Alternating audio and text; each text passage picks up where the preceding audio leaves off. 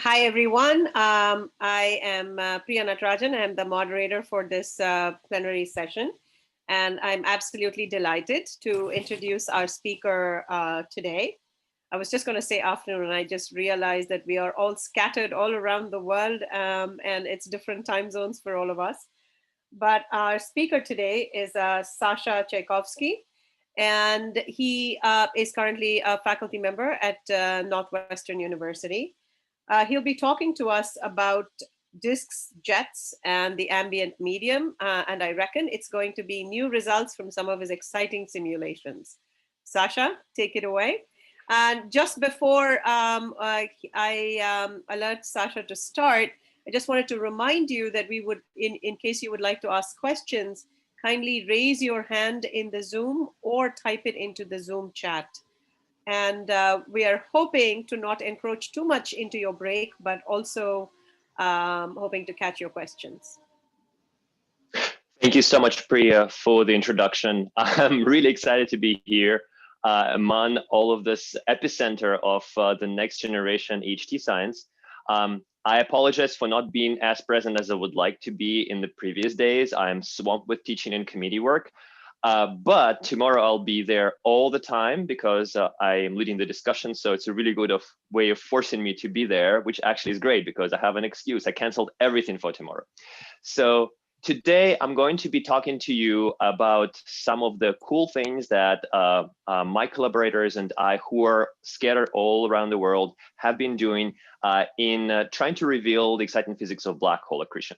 And I am broadcasting to you from my home studio that I built for teaching. There is a green screen behind me. There is nothing apart from the green screen. So I apologize if I'm looking away from the camera. If you're interested in how to do that, let me know. It actually is quite affordable. So with that, let me switch to the other view and let's get going. So what I would like to try and cover in this talk today is perhaps slightly different take on what ngEHT can offer us. And that is not perhaps constrain GR, but to constrain and test our models of accretion, of all of the messy stuff that smashes into each other and radiates. So that's what I am going to be after. And so one of the things that I've been working on for a while is to understand how black holes can affect the surroundings. After all, that's how we can see a lot of the manifestations of the black hole physics. And so one of the ways the black holes affect the surroundings is these spectacular collimated jets, of which I will show more images and of which you've seen a lot of images in this meeting, I'm sure already. And so I'm going to be playing the role of the sort of jet dietologist. What is the healthy jet diet? How do we need to feed the black hole and pet it in the right way such that it will produce a really healthy jet? What sets the power of the jet and how does it relate to the accretion power? How do the jets become so tightly collimated? How do they accelerate to relativistic Lorentz factors? How do they get the mass on them? And how does it help them to emit? Plus, there is another really cool thing that we have been looking at recently and other teams around the globe as well. What is the physics and observational manifestations of the disk tilt? Because especially inactive galactic nuclei, we do not expect that the gas at large distances has any clue about the direction of the black hole angular momentum. And so the gas and the black hole angular momentum vectors will probably be intrinsically misaligned. What sort of observational manifestations does this have? Can ngEHT tell us something about this? And will we have a jet at all in this case? And if yes, which way will it point? Along the disk rotational axis or along the black hole rotational axis, if there is a jet at all? Finally, a really cool thing that we have been seeing all over is that some AGN just have jets that fall apart, whereas others, they punch through the galaxies. And it's a really important question, whether the jet will be able to escape out of the galaxy and leave it unharmed, or will it deposit all of its energy and try and rattle it a little bit. Finally, a really important question is, how do we know if we even trust our numerical simulations? Are they converged numerically? So that's something that I will try and address as well. So coming back to my dietology, putting my dietology hat on, I'm going to be investigating the jet diet in this two-dimensional phase space, but there will be a third dimension added shortly. So along the vertical axis, I'm going to be plotting the thickness of the accretion disk. Thick disks are out here, thin disks are over there. These disks are non-radiative. That's why they're thick. They don't really manage to cool much by getting rid of their heat reservoir. And these guys are really bright. These are perhaps some of the interesting ones because we can see them far away. But there is a whole range of physics in between that we would like to understand. Along the horizontal axis is this really poorly understood parameter of how much vertical magnetic flux that is producing the jets is there. On the left, there is very, very little vertical magnetic flux, so we expect these systems to be jetless. And on the right, we are expecting to see systems that produce powerful jets. So let's try and focus on this easiest case. Thick disk is very easy to study, thick, easy to resolve numerically, and also it's a prime target of EHT and ngEHT, for instance, M87 and Sagittarius A star are sitting within this non-radiative regime. So let's try and take a look at what happens here. There is no surprise. This system produces a powerful jet. You can see blue disk over here and the red jets that propagate outwards. This is a simulation made by Kaushik Chatterjee. He ran it on his desktop, so ask him how he managed to run this amazing run on his GPU workstation. And what's also impressive here is the sort of wide dynamic range. We can barely see the black hole, although the dynamic range here is just 3 orders of magnitude. In reality, although we can, so in reality, we actually see dynamic ranges that are much larger than that. For instance, in M87, if we plot the shape of the jet or the width of the jet versus distance along the jet, then we will see that the jet maintains a parabolic shape over around 6 orders of magnitude, almost 6 orders of magnitude. So this simulation would not be long enough, both in time and the radial extent, for us to be able to compare against the observations that we have. And then ngEHT will be able to help us to measure the collimation profiles, as far as I understand. Please let me know if I'm saying something that is outlandish, as I'm trying to learn about the ngEHT capabilities myself. But I would think that it will help us to resolve jets that otherwise would be too small to see the structure of.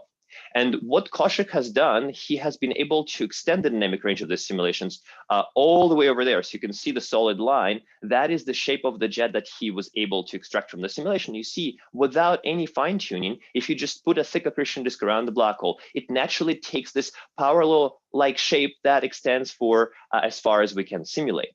What's also exciting is that the Lorentz factor shown here, the broken power law is the fit to observations, and the wiggly line is the simulated result. They also agree spot on top of each other, which is really fascinating. This suggests to us that we can now use our numerical simulations in order to constrain the physics, especially when confronted with upcoming ngEHT observations of jets. What's also really cool, and I will not have the time to go into that, is that at the high resolutions that Kaushik has been able to achieve, he was able to see mixing instabilities at the interface of the jet, which are so violent that they actually can mass load the jet substantially, which can have important implications for jet radiative physics. And also, these instabilities might be what sets the terminal Lorentz factor of the jet, a poorly understood and very important process. By the way, Kaushik will be giving a talk on Thursday, tomorrow, so be sure to check his talk out if you're interested in these. The other important aspect of confronting simulations to observations is trying to include as close as possible the microphysics of the simulations. And here is a work led by Dusu Yoon at Amsterdam and with participation from David van Ejnaten, who is on the PhD market this year. So if you see his application, pay close attention. He is spectacular. And what they have done, they have run a non-cooled simulation, completely non-radiative, and a cooled radiative simulation. You can see that the cooled simulation on the right has a much higher density and smaller thickness in the equatorial plane. You can also see it in the one-dimensional profiles, which suggests that we might need to include the cooling in Sagittarius A star. The simulation was specific to Sagittarius A star. And so that means that if we can get higher fidelity images with larger contrast, where we can get more information about the accretion disk, then that might allow us to constrain our models by comparing the sort of radial profiles of density and associated effects in the ngEHT images to the observations. Okay, so here there was no surprise.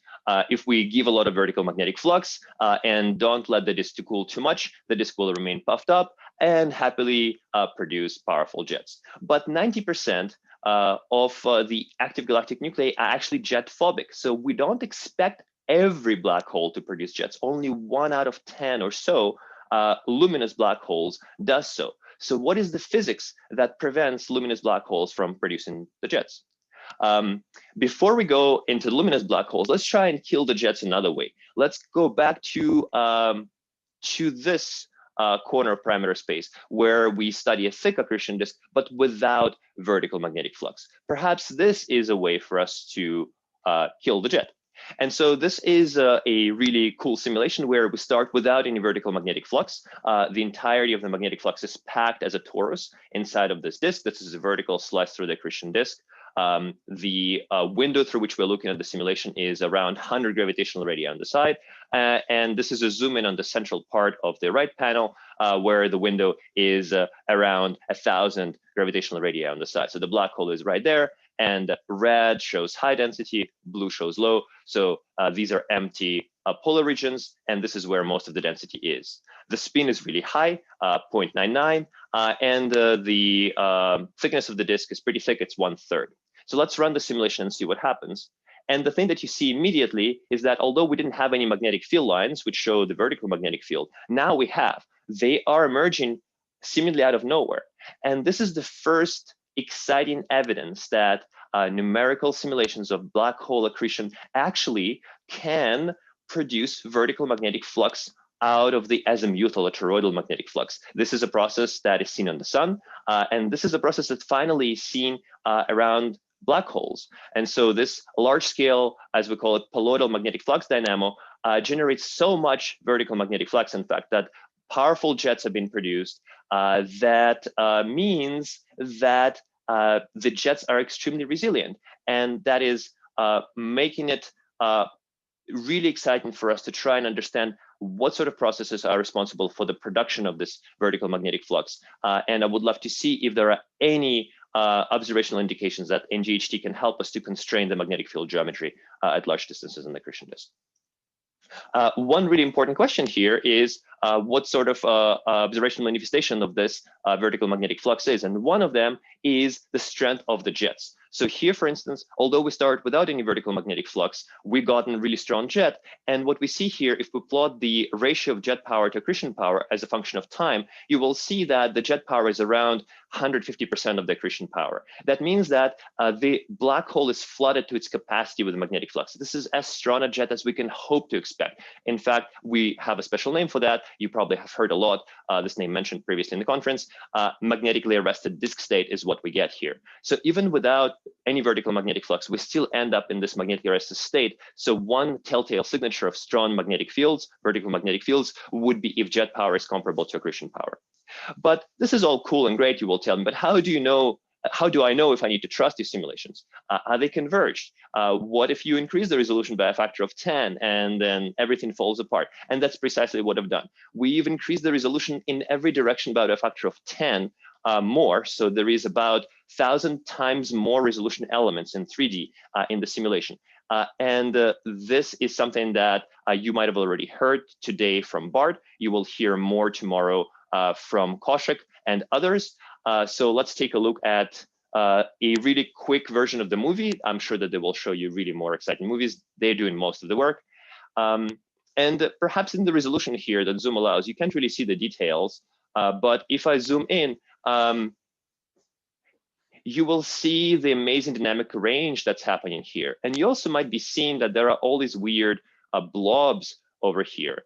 And these are nothing but plasmoids. So what turns out is that if you go to really high resolutions, then once you resolve the current sheets so that they're thin enough compared to their length, that is their Lundquist number is big enough, then the current sheets fall apart into plasmoids. And this plasmoid-mediated reconnection is amazing because its reconnection rate is independent if you keep increasing the resolution. So hopefully we are finally approaching a well-resolved state of turbulence in global simulation. So these ridiculously high resolutions are actually super helpful for us to figure out what is the right model to compare against ngEHT observations. Okay, so far we have failed to kill the jets. If we consider thick disks, it seems like it's inevitable that the jets form if we give it either vertical or horizontal large-scale magnetic flux. So what about if we tilt the accretion system? Will that maybe kill the jets? So let's take a look. And we'll start with the vertical magnetic flux.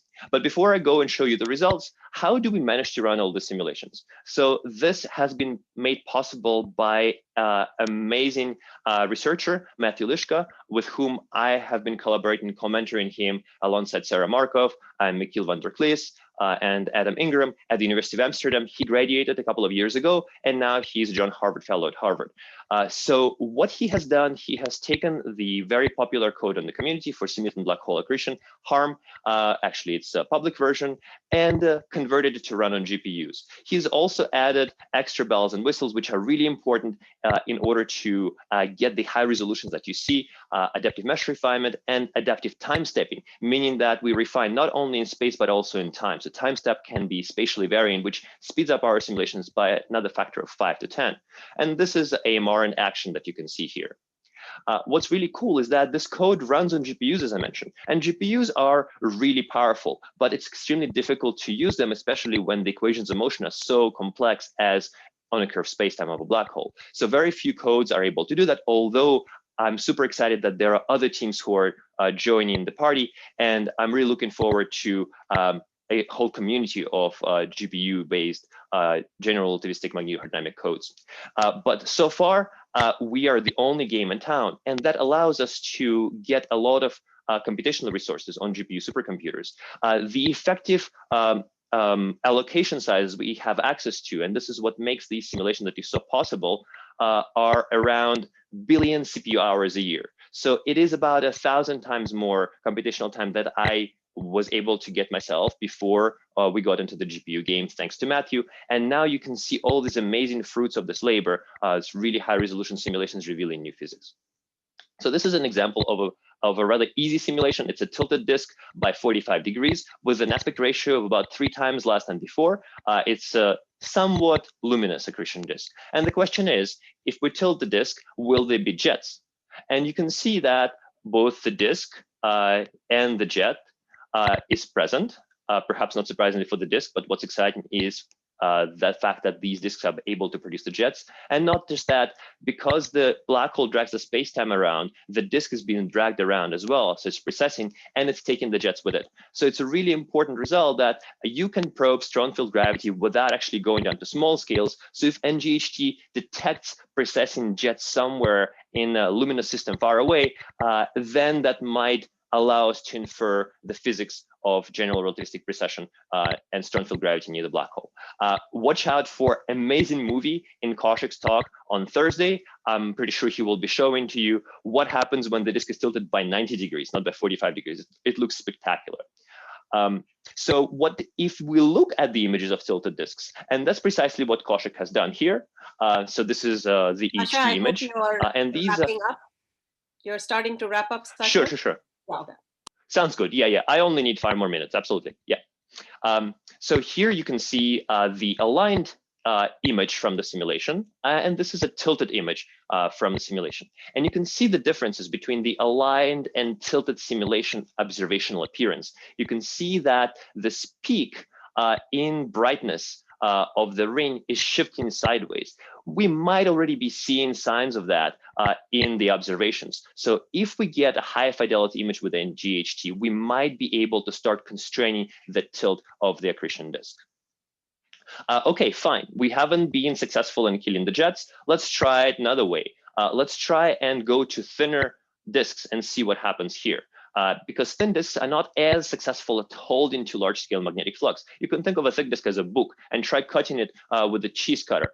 But if you have a single sheet of paper, you can cut through it much more easily. Of course, the real physics is more complicated, but kind of gives you an intuitive picture for why thin disks are much easier to be sliced through by the magnetic fields. It's much quicker for them to reconnect through the smaller thickness of the disk, and that's why we expect maybe perhaps these thin disks are not able to hold onto the magnetic flux. So let's take a look at what happens in reality. This is a zoom out, and this is a zoom in onto the central region of a disk that's tilted by 45 degrees. And now this disk is even thinner than before. It's about 0.03 in thickness. So the aspect ratio is about 3%. It's the thinnest disk that has been simulated, but I will show you thinner disks later. What's really cool is that you see powerful jets, and not only that, you see that the inner regions of the disk have aligned with the equatorial plane of the black hole. The black hole spin is vertical, and so the equatorial plane is right here. And that's the first demonstration of Barden-Peterson effect that has been hunted for in the numerical simulations of black hole accretion for the past 40 plus years. And now we actually have confirmed that this effect is indeed present in general relativistic simulations. What about high tilts? Let's try and do that and take a look at how it appears. What is going on here? We see that the accretion disk has broken up into two subdisks, and that happens because the black hole drags the inner parts of the disk with it, but the outer disk doesn't feel that. So for the entire disk to feel that, the disk is responsible for transporting these precession torques that the black hole applies to the disk all throughout. And if it's not strong enough to do so, it will break. It will leave the outer disk behind. And so that's how it looks like in the movie. So you can see there is a tilted disk by about 60 degrees. There are jets that are going out perpendicular to it, but the inner disk is too impatient. It runs away and does what the black hole asks it to do, leaving the outer disk behind. The jets which follow the inner disk slam into the outer disk, destroyed completely. And I really hope that ngEHT can tell us something about it. It would be amazing if we could have observations of such systems in luminous AGN. Perhaps the scales are too small. I would like to discuss how far down can we get, especially at higher frequencies. And this breaking of the disk, or tearing of the disk as we call it, goes down towards smaller and smaller radii. The subdisk can merge, the jets can precess, subdisk can occult the central regions. There are a lot of observational consequences that are not yet explored. This doesn't look like a normal disk. We would like to get better simulations with radiation physics and understand that. Finally, let's try and maybe kill the jets in another way. Let's try and go to the case when there is no vertical magnetic flux and try and see that. And that's my last movie that I'm going to show you. This is perhaps the most expensive general relativistic MHD simulation ever. In fact, it might be more expensive than all of the GRMHD simulations that have ever been performed before it. I'm not quite sure of that. I actually need to do the calculation, but the cost of the simulation that we would need to pay if we were to run it on CPU clusters would be 1 billion CPU hours or so. So the left panel shows a 3D view of the disk. The right panel shows a 2D vertical slice. And what's really cool is the thinnest disk ever. And it also doesn't have any magnetic field sticking out from it. So all the magnetic field is toroidal. Will the jet be there? Will all the disk tearing, breaking, and aligning with the black hole still be there if we change the field geometry? How robust are those results? How important is it that we used to have vertical magnetic flux? And you can see that all of those features still carry over here. The disk is tearing at the center because the black hole is able to tear it off from the rest of the disk. And if we wait for longer, for which I don't have the time, you will actually see the inner disk aligning with the black hole as well. So all of these features are present there. So it's really awesome that with ngEHT, we now truly can be confident that the targets of the HT will have these processes, and would be good to try and understand how they work. So I will actually skip the rest of the slides, and I will go to the conclusions. The jets are extremely resilient. There is basically no way to kill them except make the disk really thin, or take away large-scale magnetic flux and replace it with small-scale magnetic flux. Insane 3D resolutions allow us to reveal plasmoid-dominated regime of accretion, which will have naturally really good convergence properties with the resolution. It would be really cool to see if ngEHT can help us probe the plasmoids and their emission on those scales. Finally, it would be really good to try and understand jet acceleration, mass loading, dissipation, and disruption, and ngEHT hopefully can help us with that. I'm not even talking about all of the exciting tilted disk physics with disk breaking, alignment, and tearing of the tilted disks. Thank you so much for your attention. Thank you so much, Sasha. Oh, wow. Such really exciting, cool results, regardless of whether you include cooling or not in your simulations. I think seeing the Bardeen-Partisan effect in action, and that too sort of very short alignment scale, time scales, it's just really remarkable. And I can't get over the fact that these are full global 3D simulations, right? So this is a really fantastic results.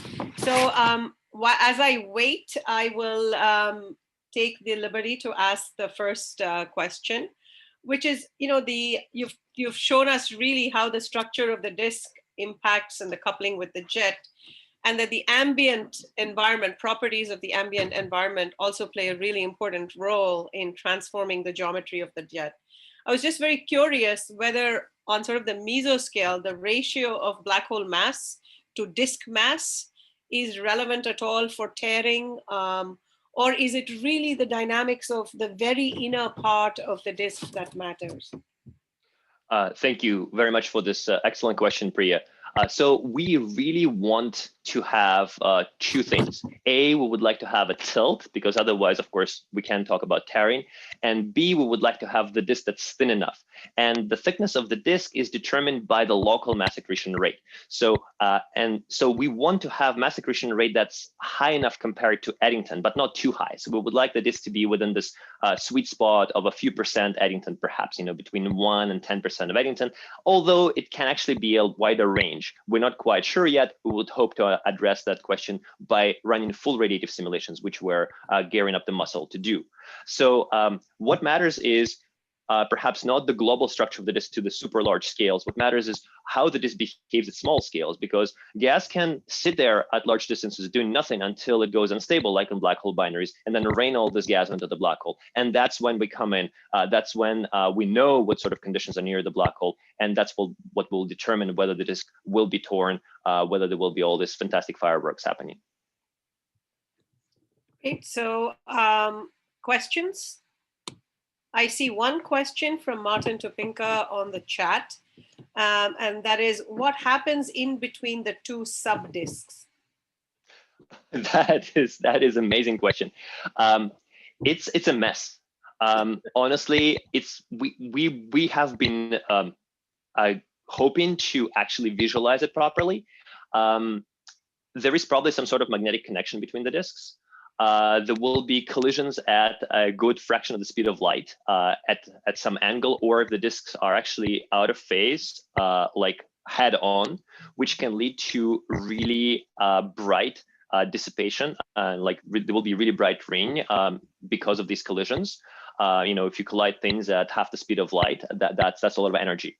And what we also find is that the disks try to connect in various ways. The disk tries to shoot like in an arch trajectory, which is what you can see in a movie that is posted with our billion CPU, our run on archive. It also tries to connect more directly.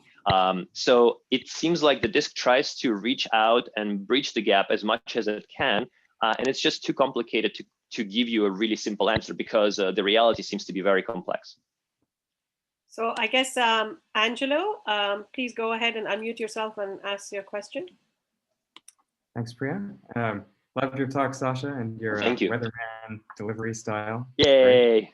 My question is about your simulations, where you start off with a purely toroidal field, and then the colloidal field creates itself. Yeah.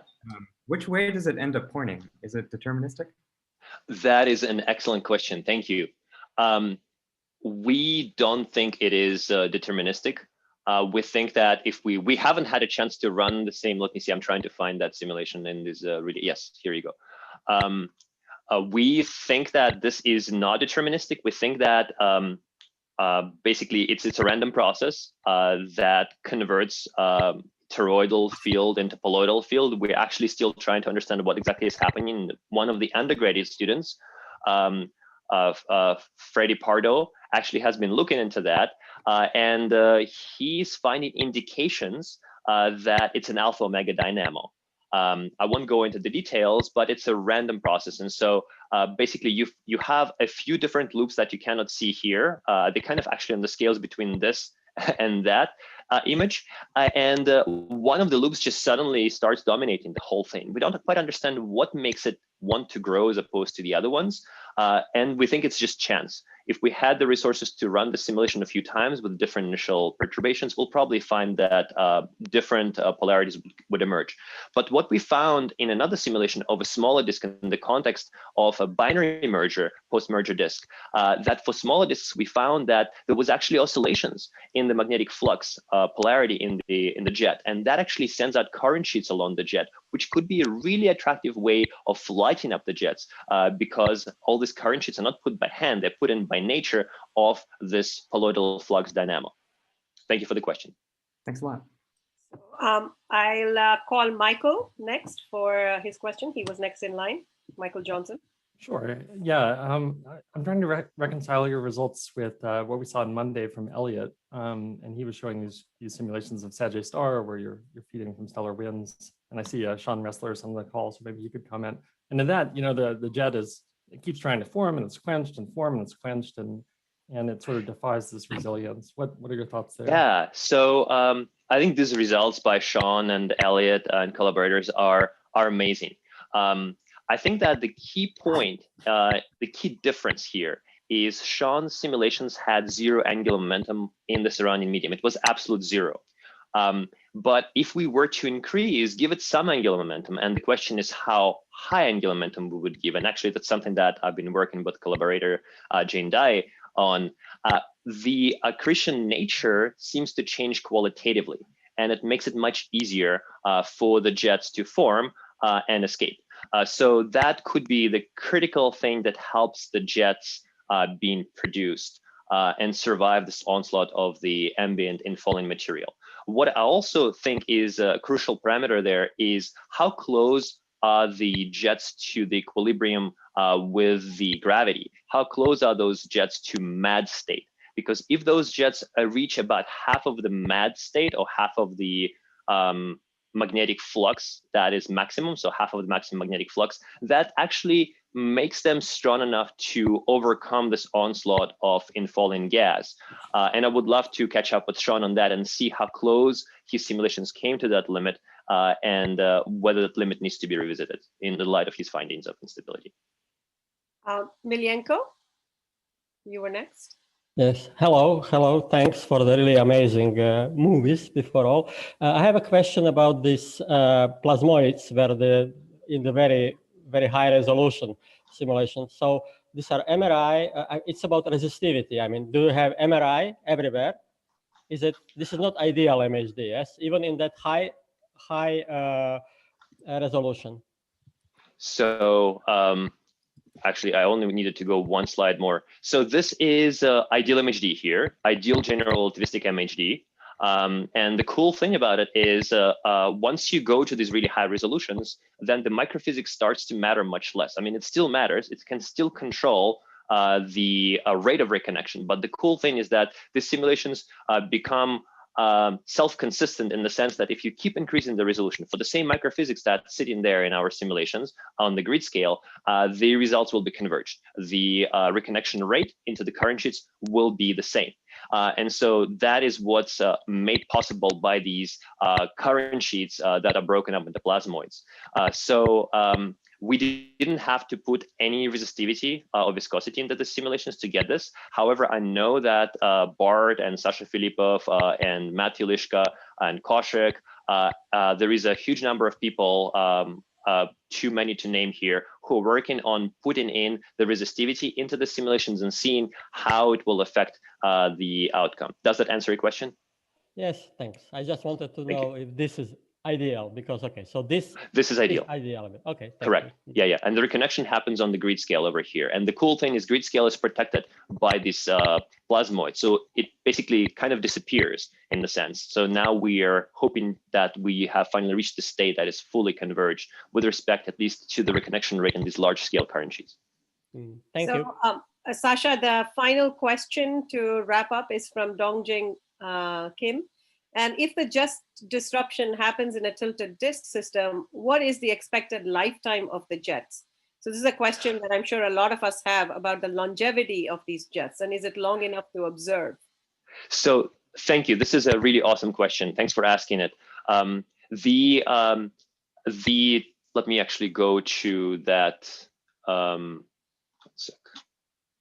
to that movie, because I think a movie is worth 1,000 words.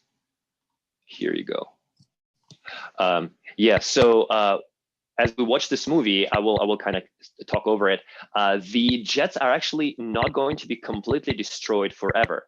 What happens is the jets try to find the path of least resistance. So you see, they're trying to kind of go out through whatever opening they find. And only when the jets slam into the wall that's right in front of them, and they don't know where to go, left or right, that they splash and kind of disappear. And then immediately thereafter, they reform. So this is a really fascinating process that shows the resilience of these jets at finding a way out. They don't have to be straight, they could be bent. They can bounce around the walls that are provided by the accretion disk. So this periodicity can happen on the timescales of about 10,000 light crossing times of the black hole. So for Sagittarius A star, that will be maybe 100,000 seconds, so maybe days. For M87, multiply that by 1,000, so maybe years. And that would be really exciting if we could see something like this in other systems. So actually, timescales are really interesting. So anyway, at this point, I'd like to say thanks to Sasha for an excellent talk, and I won't hold you all back from your break. Thank you, Sasha. Thank you so much, everyone. Thanks for having me. And thanks for the questions.